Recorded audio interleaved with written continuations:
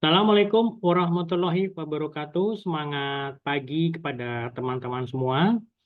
Ya, kita ketemu lagi bersama saya dengan Irwin Sugeng untuk mata kuliah manajemen bisnis dan operasional pertemuan keempat. Oh ya, sebelum saya ingin mengucapkan minal aidin wal faizin, mohon maaf lahir dan batin, mohon dibukakan pintu maaf ya sebesar-besar apabila ada hal-hal yang mungkin yang kurang berkenan di hati teman-teman semuanya ya, baik dari perkataan saya atau mungkin juga perbuatan saya gitu ya. Oke. Kita kembali lagi untuk yang pertemuan keempat ini kita akan membahas mengenai peramalan atau forecasting. Jadi kita akan membahas mengenai apa sih definisi dari peramalan atau forecasting itu dan juga alasannya kenapa kita perlu melakukan forecasting atau peramalan, juga tujuan daripada peramalan itu sendiri, kemudian juga jenis-jenis peramalannya, tujuh langkah untuk melakukan peramalan, kemudian juga manfaat dari peramalan, metode yang kita gunakan untuk melakukan forecasting baik dari segi kualitatif maupun juga kuantitatif, dan juga ada beberapa metode-metode yang akan saya jelaskan secara singkat yang mengenai metode peramalan yang sifatnya kuantitatif gitu ya. Oke, ini langsung saya share screen ya teman-teman ya. Sebentar, ini saya coba langsung masuk kepada slide-nya.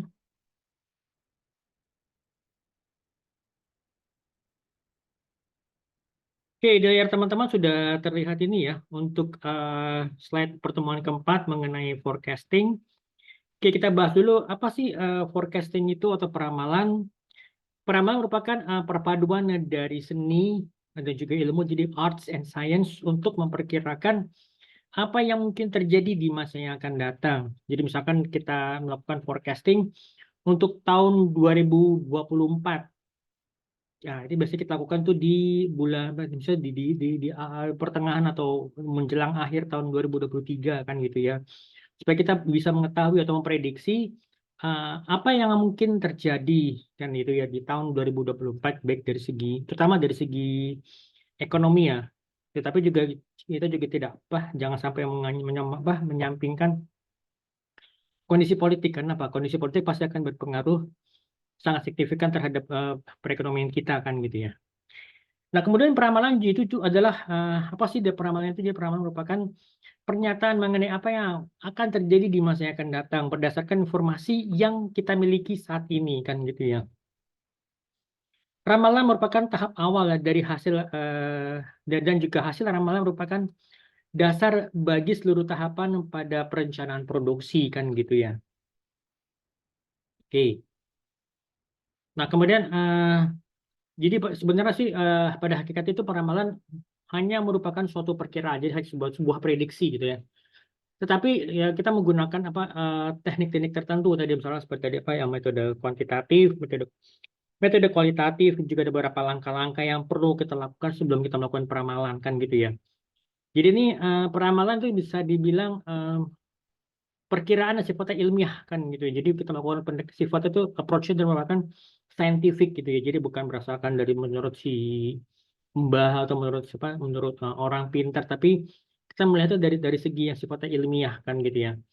Jadi setiap pengambilan keputusan itu yang menyangkut keadaan di masa yang akan datang itu ya tentunya harus ada peramalan. Jadi harus ada peramalan yang melandasi pengambilan keputusan. Jadi kenapa sih kita misalnya melakukan misalnya apa? Misalnya keputusan di tahun 2024 kita menaikkan sales misalnya sebesar 15% kan gitu ya. Atau kita melakukan kenaikan harga di tahun 2024. Nah, itu pasti harus ada pertimbangan di belakangnya gitu loh. Kenapa kita harus menaikkan target penjualan? Kenapa juga kita harus melakukan apa? Menaikkan harga jual kan gitu ya. Itu juga perlu yang harus ada pertimbangannya kan gitu. Oke, nah kemudian kita lihat alasan kita melakukan forecasting, ya kan? Jadi ini adanya ketidakpastian aktivitas produksi di masa yang akan datang kan gitu ya.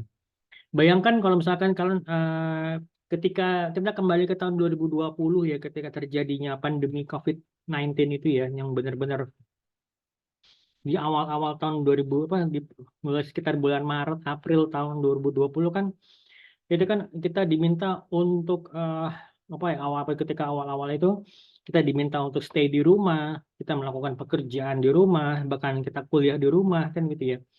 Makanya kita mengenal ada yang namanya istilah WFH kan, working from home kan gitu ya. Kemudian juga ya banyak mall atau plaza yang tutup kan gitu ya.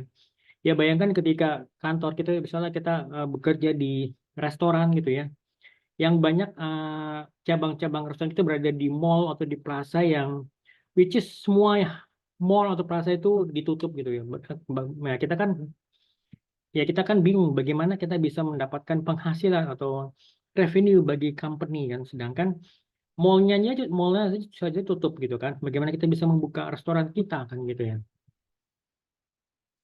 Lalu yang kedua, kemampuan dan juga sumber daya perusahaan itu yang sangat terbatas kan gitu ya. Jadi ya baik dari kemampuan dari segi daya apa dari segi sumber daya manusianya, dari sumber daya finansialnya, ya juga dari sumber daya apa aset-aset perusahaan, mesin-mesin perusahaan kan juga itu pasti terbatas kan ya.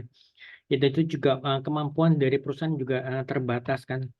Ya misalnya ini perusahaan masih perusahaan-perusahaan yang masih bukan sebagai market leader kan gitu. Mungkin di posisi ketiga atau keempat yang berapa dari industri misalnya industri tertentu misalnya industri mie instan ya kita lihat misalnya kalau industri mie instan itu kan yang menjadi market leadernya itu adalah Indomie kan dari Indomie ya Indomie. Nah kemudian ini perusahaannya mungkin masih berada di posisi ketiga atau keempat. Nah, itu kan berarti kan kemampuannya terbatas kan gitu ya. Lalu yang ketiga untuk melayani konsumen dengan lebih baik lagi. Jadi apa melalui tersedianya hasil produksi yang lebih baik kan gitu ya. Gitu. Oke, itu untuk alasan kita melakukan peramalan. Lalu kemudian tujuan dari peramalan. Pastinya kita melakukan apa namanya tujuan peramalan itu karena kita ingin mengurangi ketidakpastian produksi kan gitu ya. Lalu yang kedua supaya apa? Agar langkah-langkah proaktif. Jadi kita company bisa melakukan langkah-langkah yang sifatnya proaktif atau antisipatif yang harus dilakukan gitu. Misalnya kan ketika terjadinya pandemi ini, kira-kira langkah apa sih yang harus dilakukan kan gitu ya. Kayak kan ketika kita terjadi pandemi tahun 2020 kan kita sama sekali tidak bisa memperkirakan atau memprediksi atau meramalkan bahwa akan ada pandemi yang sedemikian hebat di tahun 2020 ya ketika kita masalah melakukan penyusunan bisnis plan di tahun 2019 kan gitu kita melakukan budgeting di tahun 2019 kan tidak ada yang bisa memperkirakan atau memprediksi akan terjadinya pandemi yang begitu sangat hebatnya kan gitu ya. Lalu yang ketiga ya keperluannya itu ya karena apa kita harus melakukan penjadwalan dari produksi kan ya. Ya kan misalnya di tahun 2023 kita pasti sudah melakukan scheduling untuk produksi di tahun 2024 misalnya ya seperti kayak misalnya pas sirup marjan ya pasti kan mereka sudah melakukan scheduling produksi untuk tahun 2024 kan. Itu menjelang liburan menjelang puasa dan juga lebaran. Jadi pasti sudah ada prediksinya, sudah ada pramalannya kan dari tahun sebelumnya kan gitu ya. Nah, kemudian untuk jenis peramalan itu ada 3 ya, peramalan sifatnya jangka panjang, long term forecasting, itu mencakup waktu yang lebih dari 18 bulan, jadi lebih dari 1,5 tahun. Ya kan, kemudian juga perencanaan jangka menengah itu antara 3 sampai 18 bulan. Kemudian juga perencanaan sifatnya jangka pendek, jadi short term forecasting. Jadi yang mencakup waktu itu ya kurang dari 3 bulan, maksimum 3 bulan lah jam itu ya. Nah, contohnya apa? Misalkan kalau peramalan jangka panjang, misalnya kalau kita perusahaan itu ingin melakukan investasi kan gitu ya.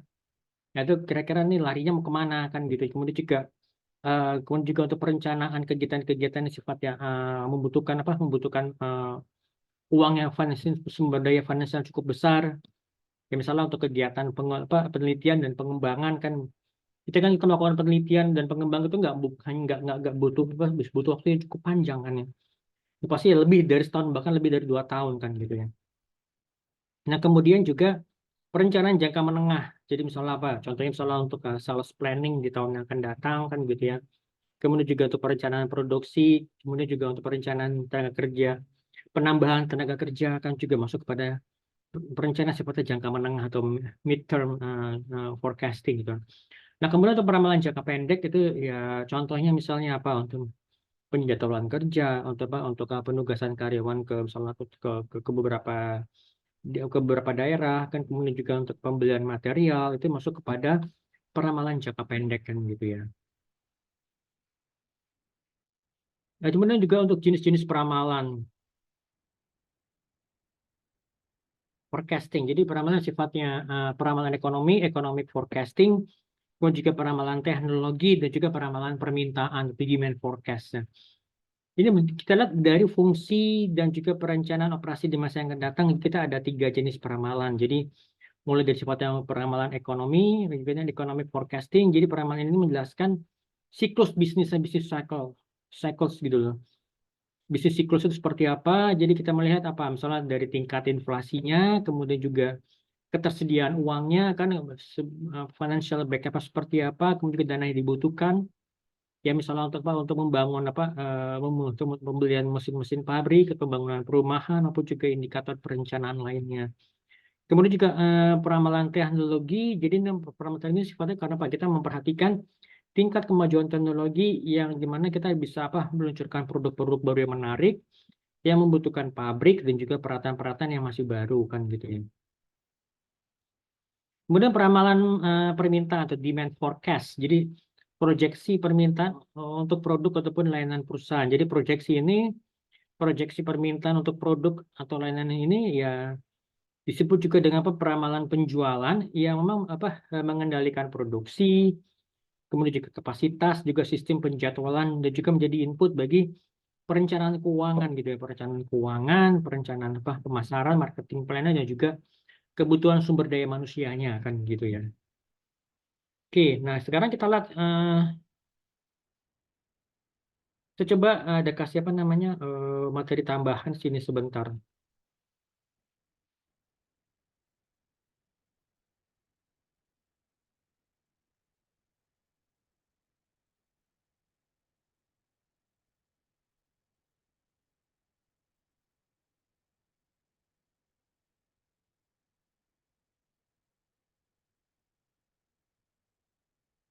Bentar ya, ini saya siapin dulu materinya.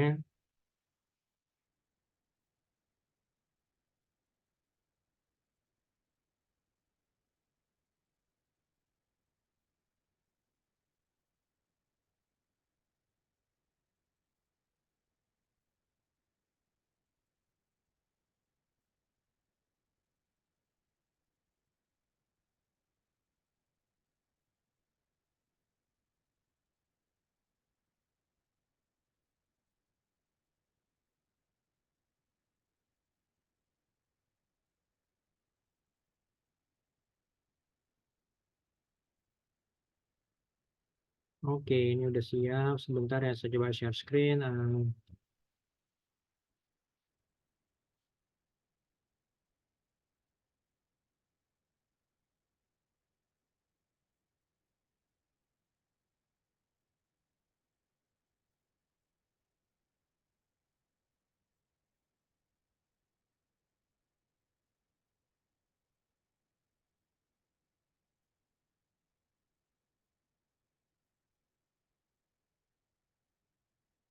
Ini materi udah siap, saya langsung coba share screen ya.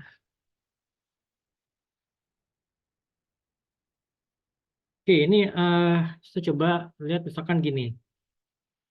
Seperti yang tadi saya jelaskan tuh, siapa sih yang bisa memperkirakan atau memprediksi bahwa akan ada pandemi yang sebegitu hebatnya sehingga apa? Sehingga banyak bisnis yang apa namanya terpengaruhkan gitu ya. Misalnya ya seperti ya tadi apa tadi restoran, kemudian juga bagaimana kalau misalkan kayak dalam bidang hotel, perhotelan, pariwisata kan di mana orang tuh nggak boleh bergerak sama sekali, harus stay di rumah, bekerja di rumah kan benar-benar apa masa di mana memang kita harus lebih banyak beraktivitas di dalam rumah kan gitu ya supaya supaya kita bisa apa namanya menghindari atau mencegah penularan virus COVID-19-nya ini kan gitu ya. Kemudian juga ya pastinya karena tidak adanya apa namanya aktivitas di luar rumah pasti ya tidak adanya kerumunan kan gitu ya. Dan bayangkan seberapa bagaimana perekonomian kita saat itu kembali ke tahun 2020 yang nyaris lumpuh kan ya gitu kan ya. Nah, kita lalu juga ada sebenarnya ada tiga disrupsi ya. Jadi selain dari COVID, selain dari COVID, kemudian juga ada lagi namanya disrupsi. Kalau COVID itu disebut dengan pandemic disruption ya. Kemudian juga ada lagi apa namanya millennial disruption, kemudian juga ada lagi teknologi digital disruption. Jadi uh, digital disruption itu jadi karena didorong atau dipaksanya kita memanfaatkan teknologi digital untuk beraktivitas ya. Makanya ketika di tahun tersebut kita mengenal ada yang namanya working from home, kita mengenal ada yang namanya Zoom meeting, Google Meet, yang which is sebenarnya kita tuh belum kita nggak pernah mengenal atau mungkin bahkan kita mungkin tidak menyangka bahwa ternyata bisa tuh meeting menggunakan meeting online kan gitu ya. Oh ternyata bisa tuh misalkan kalau kita melakukan kuliah secara online kan gitu ya. Ternyata bisa tuh ya kalau misalkan kita lebih banyak beraktivitas di rumah ya kita bisa memesan makanan dari rumah tanpa kita harus mengangkat telepon. Kita hanya perlu cukup memanfaatkan smartphone atau mungkin gadget yang kita miliki kan gitu ya. Itu digital disruption. Kemudian millennial disruption. Nah, kita lihat millennial disruption seperti ini. Ketika sudah mulai banyak generasi milenium itu yang masuk ke pasar tenaga kerja yang which is mereka juga memiliki buying power, ya kan, ya itu mempengaruhi pasar gitu kan ya. Kemudian juga digital Gen Y yang mereka mulai yang tadinya mereka tuh mungkin lahir di atas tahun 95 sampai dengan tahun 2010 itu juga mereka sudah mulai sudah banyak yang berdewasa, ya kan mereka juga memiliki buying power yang cukup kuat kan gitu ya. Nah, seperti itu. Nah, bayangkan ketika di tahun 2045 ya kan mungkin yang kalau teman-teman yang tadi yang mungkin masuk kepada Gen Z atau digital natives yang mungkin lahir di atas tahun 1995 dan sebelum tahun 2010 ya ketika di tahun 2020 atau mungkin kita di tahun 2024 saat ini mungkin kalian usianya mungkin di antara 14 sampai mungkin 27 gitu ya. Nah, bayangkan ketika di tahun 2045 setelah 100 tahun Indonesia merdeka, posisi kalian ada di mana kan itu? Usia kalian berapa kan gitu ya. Itu. Nah, jadi millennials dan juga digital natives ini memiliki karakter yang berbeda dibandingkan generasi sebelumnya kan gitu ya.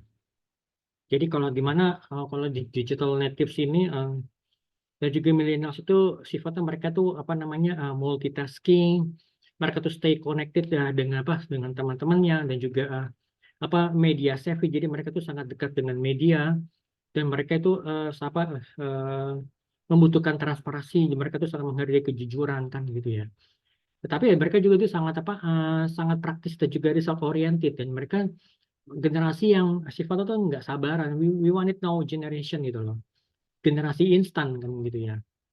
Nah, itu merupakan bisa dibilang itu kelebihan maupun juga kekurangannya kan gitu ya. Tapi mereka memiliki pemikiran yang pragmatis gitu gitu dan juga ya seperti dia memiliki sifatnya praktis gitu dan juga mereka sangat result oriented gitu. Nah, kemudian dengan ada generasi digital ini ya seperti kita tahu ya kita jadi semakin mudah untuk untuk membuka usaha kan gitu ya. Jadi ini merupakan mainstream industri di era pandemi kan gitu ya. Jadi mungkin kita pernah dengar namanya cloud kitchen atau ghost kitchen yang memang di awal-awal itu masih terdengar asing di kuping kita. Tapi saat ini sudah banyak sih yang cloud kitchen yang sudah berada di kampung-kampung masuk ke gang kan gitu ya. Jadi bisnis cloud kitchen ini tidak hanya dijalankan oleh startup yang gede-gede gitu kan. Tapi juga itu tapi ini cloud kitchen itu sudah digeluti oleh usaha-usaha kecil menengah gitu ya. Ya misalnya sampai operasi mereka tuh bisa sampai ke ya masuk ke gang kan misalnya kita bahkan mungkin nggak ngeh kok ternyata kok ada hidden gem di dalam sini kan gitu ya. Nah itu jadi ya seperti apa namanya seperti yang ditulis oleh salah satu rekan saya itu Pak Yusuf Hadi itu jadi dalam buku Consumer Mega Shifts 100 Post Pandemic itu jadi ada yang restoran yang masuk mana ke outdoor gitu kan maksudnya yang masuk ke gang-gang kemudian juga makanya sekarang orang lebih prefer untuk food delivery kan juga Kita juga membutuhkan apa makanan yang sifatnya frozen, jadi matang tapi sudah dalam bentuk frozen dan kita bisa olah kapan aja kan gitu dengan cara apa? Dengan cara misalnya dengan menghangatkannya cukup dan dimasukkan ke dalam microwave atau masukkan apa ke dalam ke dalam oven kan gitu ya, pemanggang. Dan kita bisa lakukan misalnya di rumah kan gitu. Nah, jadi dengan adanya consumer mega shift ini ya dengan adanya perubahan yang sifatnya besar-besar atau mau mega shift gitu ya. Maka jadi segmentasi konsumen terutama untuk konsumen resto itu berubah gitu ya. Pasarnya akan terbelah menjadi dua kelompok besar itu yang mereka yang benar-benar memang eh, mereka penyuka makan di tempat di restoran atau juga disebut dengan dine-in specialist maupun juga yang delivery enthusiast. Jadi ya yang pakai misalnya pakai GoFood, pakai apa atau mungkin GrabFood gitu kan ya.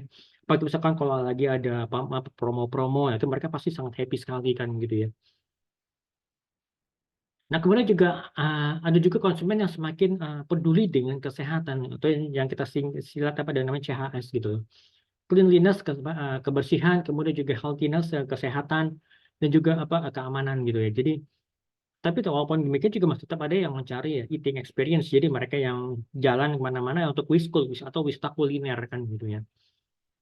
Jadi ya memang bisnis restoran itu memang sudah diacak-acak gitu loh oleh pandemi. Makanya kenapa sekarang kan di restoran juga terkadang kan juga ada fasilitas masalah untuk apa ya, untuk meeting, kemudian juga di restoran juga sudah apa banyak menu-menu pun juga sudah banyak pilihan, bahkan juga di restoran juga dijual varian menu yang bisa yang misalnya apa ya, yang variasi menu yang sifatnya frozen kan gitu ya.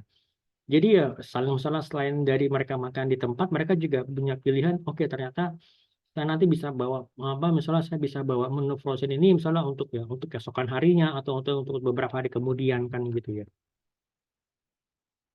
Oke, ini oke. Kemudian juga kita lihat di sini apa digital banking war. Jadi siapa sih mungkin dari teman-teman kira-kira dalam sebulan atau mungkin seminggu tadi ini ada nggak sih yang pergi ke bank ya untuk urusan bukan di luar dari urusan kantor gitu ya. Atau misalnya ketika ya mungkin sebelum sebelum Lebaran atau bahkan sebelum puasa ada nggak sih yang pergi ke bank gitu.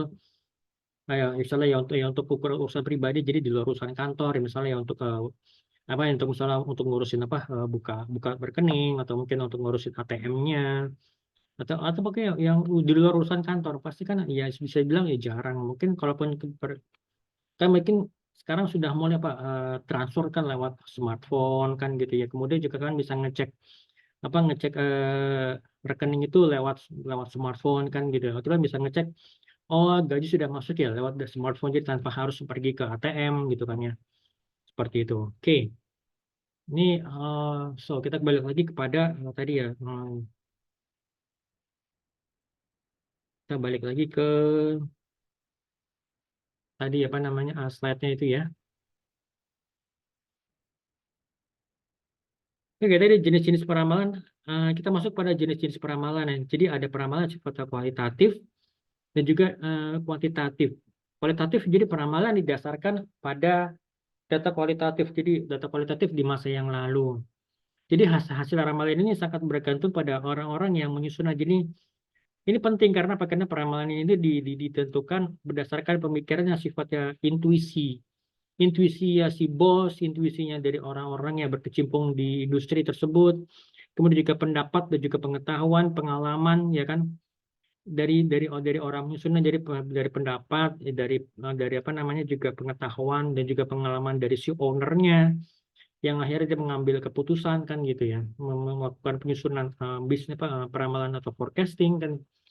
Jadi peramalan secara kualitatif ini didasarkan atas hasil penyidikan seperti misalnya pendapat daripada salesman-nya, pendapat dari para sales manager, dan juga pendapat dari para ahli atau mungkin juga survei dari konsumennya. Jadi kita selalu pengen tahu nih kira-kira seberapa misalnya apa seberapa yakinnya konsumen ini dengan kondisi perekonomian di tahun 2024 kan gitu ya.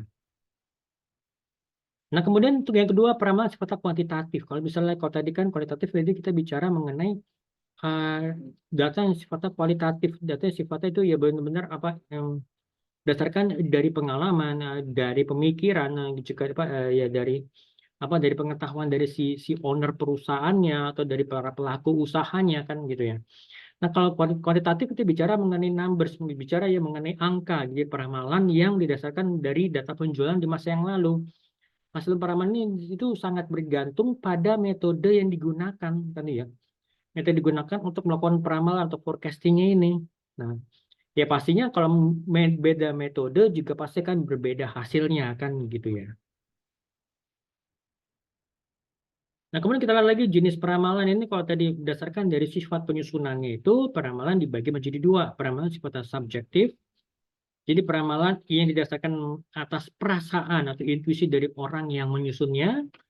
Lalu peramalan sifatnya objektif itu peramalan yang didasarkan atas data yang relevan di masa-masa yang lalu dengan menggunakan teknik dan metode dalam menganalisa data. Jadi kita misalnya melihat, misalnya kita backdate berapa tahun ke belakang, misalnya misalnya 2 tahun ke belakang kita melihat data seperti apa, kemudian kita lakukan forecasting dengan menggunakan metode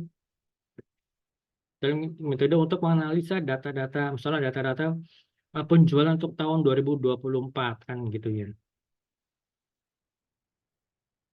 Nah, kemudian kita lihat sini 7 langkah peramalan seperti apa sih. Yang pasti ya kita menentukan tujuan dulu kan. Tujuannya kita untuk apa nih kita melakukan forecasting ini. Jadi kan menetapkan tujuan forecasting, memilih unsur apa yang akan diramal, menentukan horizon waktu, memilih tipe model forecasting gitu kan, mengumpulkan data yang dibutuhkan. Baru kita membuat forecasting dan kita memvalidasi dan menerapkan hasil dari forecastingnya ini kan gitu ya. Tapi yang pasti di awal itu kita harus tentukan tujuannya mau apa nih? Tujuan untuk apa? Melakukan forecasting ini apa? Misalnya untuk tujuan apa? Mengetahui mengetahui atau untuk melakukan forecasting atau peramalan penjualan tahun 2024, ya kan? Misal kita balik lagi, kita berada di tahun 2023, misalnya di bulan September kita mau coba untuk melakukan forecasting atau budgeting tahun 2024 kan gitu ya. Nah, baru kita lihat nih unsur apa nih, misalnya boleh itu untuk apa? Untuk yang apa namanya penjualan atau mungkin apa untuk apa? Untuk yang apa kebutuhan bahan baku. Nah, ini baru kita tentukan waktunya selama berapa lama, misalnya selama 1 tahun, misalnya let's say katakan misalnya dari tahun misalnya Maret 2024 ya kan sampai dengan Februari 2025 kan gitu ya. Kemudian kita lihat nih tipe model forecastingnya apa, kita mau apa, kita mau menggunakan apa data apa forecasting sifatnya kualitatif atau kuantitatif, baru kita mengumpulkan data-data yang dibutuhkan itu, baru kita melakukan penyusunan ramalannya, setelah itu baru kita validasi nih. Kita validasi baru kita terapkan kan gitu ya. Oke, kemudian kita lihat lagi apa sih manfaat daripada peramalan ini? Manfaatnya yang pasti yang jelas kita bisa apa menggambarkan kondisi di masa yang datang. Jadi menurut perhitungan di atas kertas lah gitu ya. Kita bisa mengetahui kondisi di masa yang akan datang kan gitu ya. Dan juga pastinya kita melakukan forecasting ini sebagai apa? Sebagai dasar untuk kita membuat perencanaan kan gitu ya. Dan juga kita bisa mengantisipasi supaya apa? Supaya kita terhindar dari kerugian ya dong. Ya kan misalkan kalau kita sudah apa melakukan forecasting, kita akan melakukan penjualan sekian puluh ribu unit kan gitu dengan kemudian juga misalnya target penjualan misalnya sekian puluh miliar, pasti kan kita sudah siap dengan apa bahan-bahan bakunya kan. Bisa bisa dibayangkan ketika pandemi kan kita sudah ketika itu bahan baku sudah menumpuk di gudang, tetapi ternyata ya kita tidak boleh jualan, kita tidak boleh beraktivitas di kantor, kita harus apa masyarakat harus banyak beraktivitas di rumah kan gitu. Kebayang apa yang harus kita lakukan dan bisa terbayang juga kira-kira berapa kerugiannya kan gitu ya. Dan pasti juga karena kita bisa menghindari kerugian, bisa menekan kerugian gitu ya. Ya pasti kita bisa memaksimalkan keuntungan kan gitu ya. Nah, pasti juga jadi forecast-nya kan menjadi dasar kan jadi dasar dalam menentukan berapa besar biaya yang dibutuhkan kan gitu ya. Misalnya untuk biaya promosi, biaya penjualan, biaya distribusi kan itu perlu perlu kan kita lakukan perlu kita persiapkan kan gitu ya. Dan juga forecasting ini ya sebagai apa? Sebagai jadi dasar untuk menentukan langkah-langkah yang harus diambil dalam mengantisipasi kejadian yang akan datang, kejadian yang mungkin akan terjadi di masa yang akan datang kan gitu ya. Kemudian juga forecast ini menjadi dasar sebagai apa? Dasar dalam menentukan koordinasi antar divisi, koordinasi antara bagian dalam dalam menyusun merencanakan tindakan-tindakan yang akan dilakukan di tahun 2024 kan gitu ya. Kemudian kita balik lagi kepada bentuk metode peramalan. Jadi ada yang sifatnya analisa kuantitatif.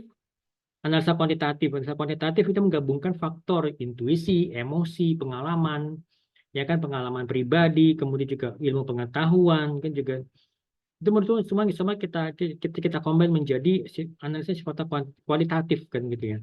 Analisa kuantitatif menggunakan model matematika yang beragam. Kita coba kalau kuantitatif, kuantitas itu bicara mengenai angka kan gitu ya. Ya kan angka benar, karena apa? Karena kita menggunakan model matematika kan pasti menggunakan angka kan gitu ya.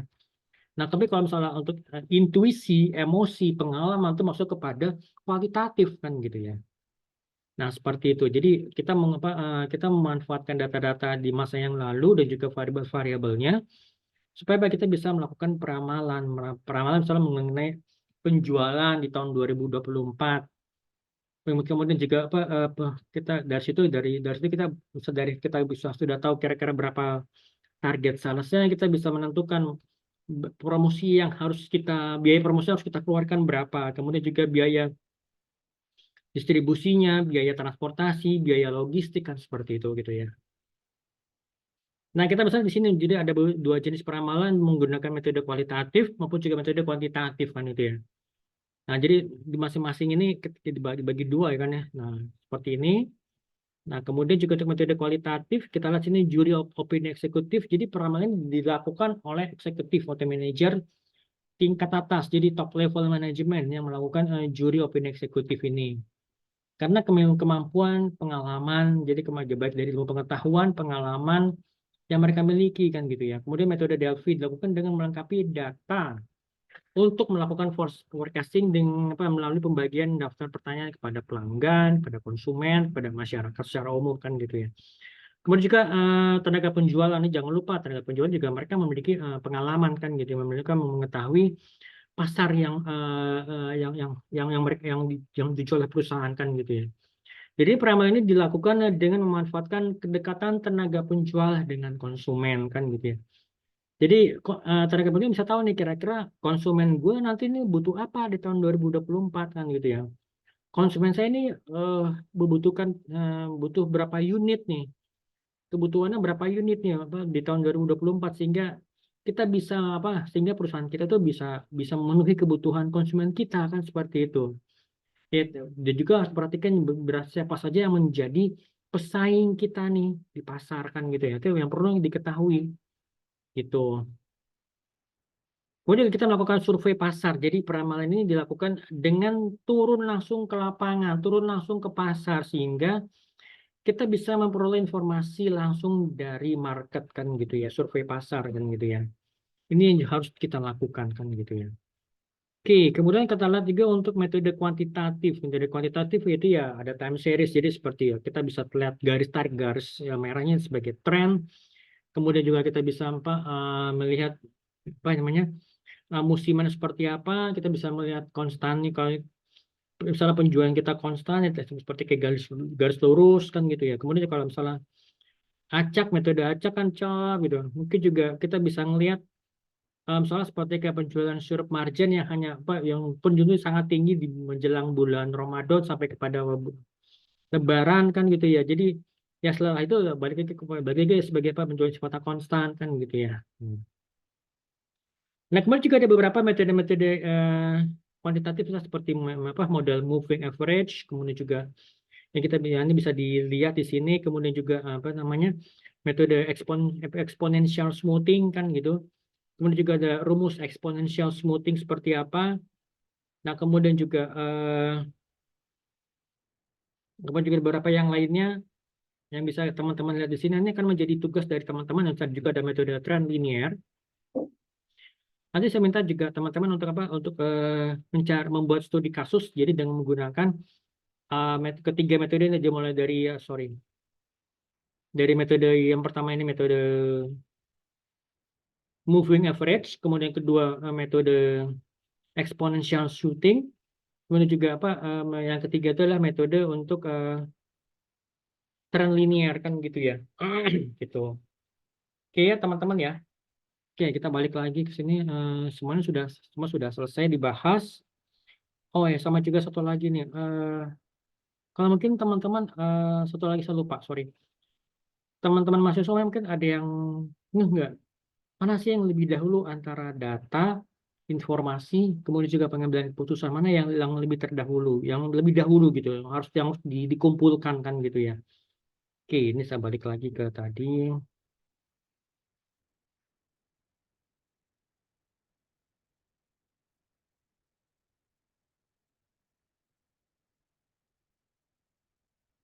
Oke, mana yang lebih dahulu, data, informasi, atau knowledge atau pengetahuan, kan gitu ya. Nah, kemudian dari pengetahuan kita bisa mengambil keputusan. Oke, kita lihat mana yang lebih dahulu. Oke, sorry. Oke, data, informasi baru knowledge ya. Jadi yang paling paling dasar itu data, ya kan? Kemudian setelah kita mengolah data, kita bisa mendapatkan informasi. Dari informasi yang kita dapat, kita bisa mendapatkan knowledge, kita bisa mendapatkan apa? Kita bisa mengambil keputusan kan gitu, bisa membuat apa? Decision making. Nah, kita lihat contoh seperti ini. Data information knowledge. Jadi dari datanya kita bisa membangun informasi. Informasi mengumpulkan koleksi data terkait agar dapat memberitahu kita mengenai sesuatu yang berarti mengenai dunia ini kan gitu ya. Jika susunan kata dalam sebuah buku itu merupakan data, jadi kalau kita menyusun kata dalam sebuah buku itu merupakan data, cara seorang penulis menata kata-kata tersebut menjadi kalimat, paragraf, dan bab itu menjadi informasi kan gitu ya. Kita mengolah kata menjadi kalimat, kalimat kita kumpulkan menjadi paragraf, kumpulan dari paragraf itu menjadi sebuah bab, kumpulan dari bab itu menjadi buku, dan buku ini yang bisa menjadi informasi kan gitu ya.